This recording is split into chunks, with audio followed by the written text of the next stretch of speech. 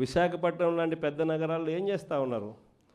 రూపాయికి ఇడ్లీ వస్తుందో లేదో నాకు తెలియదు, కానీ రూపాయికి చంద్రబాబు నాయుడు గారి హయాంలో తన బినామీలకు మాత్రం 3,000 కోట్ల రూపాయల భూములు మాత్రం ఇస్తారు. రూపాయి పెట్టుబడి పెడితే 3,000 కోట్ల భూములు. ఊరు పేరు లేని ఉర్సా అంట, ఇంకొక కంపెనీ లూలు అంట. లూలులు లిల్లీలు, ఈ కంపెనీలకు మరో 1,500 నుంచి 2,000 కోట్లు విలువ చేసే భూమి విశాఖపట్నంలో వాళ్ళకు కూడా దారాదత్తం.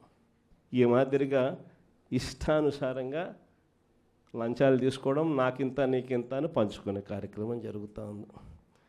మొట్టమొదటిసారిగా మొబిలైజేషన్ అడ్వాన్స్ అనేది మనం తీసేస్తే, మొబిలైజేషన్ అడ్వాన్స్ ఈయన అదే పనిగా తీసుకొచ్చినాడు. మనం రివర్స్ టెండరింగ్ మనం తెస్తే ఈయన రివర్స్ టెండరింగ్ క్యాన్సిల్ చేసినాడు.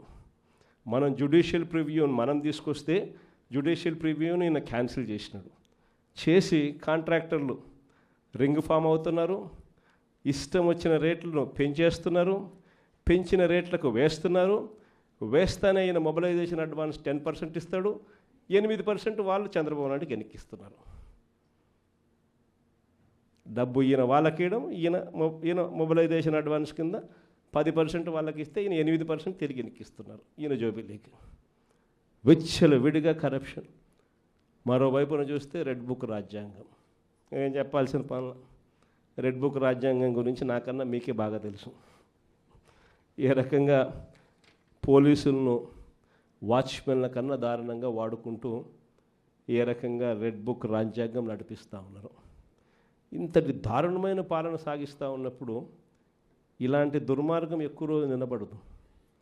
ఈరోజు ఒకటే మీ అందరికీ కూడా చెప్తా ఉన్నా, ఇంతకుముందు హయాంలో, మన హయాంలో బహుశా కార్యకర్తలకు నేను అనుకున్న మేరకు నేను చేయలేకపోయి ఉండొచ్చు. ఎందుకంటే నేను వస్తూనే కోవిడ్ వచ్చింది. జూన్లో ప్రమాణ స్వీకారం మనం చేసాం. మార్చ్ కల్లా కోవిడ్ లాంటి మహమ్మారిని ఎదుర్కోవాల్సి వచ్చింది. ఇంతకుముందు ఎప్పుడూ కూడా ఊహించలేదు, ఇంతకుముందు ఎప్పుడూ కూడా చూడలేదు. రాష్ట్రంలో అయితే నాకు ఊహ తెలిసినంత వరకు నా వయసులో ఇలాంటి పరిస్థితులు కూడా ఉంటాయి, ఇలాంటి సమస్యలు కూడా రాగలుగుతాయని కూడా బహుశా ఎవరికి కూడా తట్టిండదు. కానీ ఈసారి మాత్రం మీ అందరికీ చెప్తా ఉన్నా, ఈసారి మీ జగన్, మీ బిడ్డ మీరు పడతా ఉన్న కష్టాలను చూశాడు, మీరు చూపిస్తూ ఉన్న తెగువను కూడా మీ బిడ్డ జగన్ చూశాడు.